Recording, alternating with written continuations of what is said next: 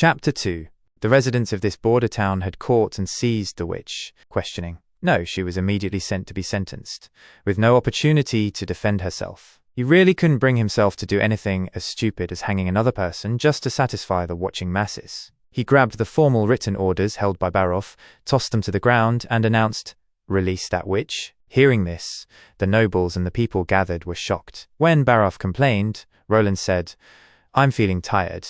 We will give our judgment another day." Court dismissed. Now disperse, people.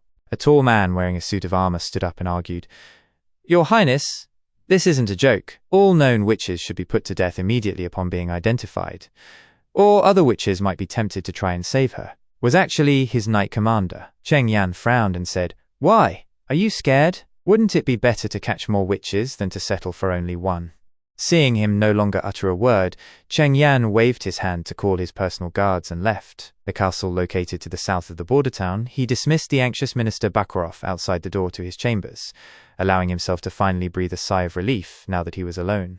As a person who'd spent 90% of his time dealing with people through a computer, facing everyone like he just had already surpassed his comfort zone. After calming himself, Cheng Yan guessed that, thanks to the company's inhuman urging to progress forward, his boss had arranged for him to work overtime, which in turn actually led to the tragedy that was his sudden death. In the end, no matter what, at least I got the equivalent of an extra life. I really shouldn't complain too much. Cheng Yan took a deep breath, looked in the mirror, and whispered, "From now on, I'm Roland." Roland, after concluding his thoughts, called Barov and commanded him to lead him to see the witch. The ground was wet, and muddy sewage was flowing down the stairs down to the last floor. "Your Highness, you are risking too much by doing this. Even though she is sealed with God's locket of retribution, it isn't safe." He immediately went after the prince, advising him all along the road to stop going over. But it was all for naught. The group reached the bottom of the dungeon. The warden lit the torches on the walls, and as the darkness faded, Roland saw the hunched-over witch in a corner of her cell.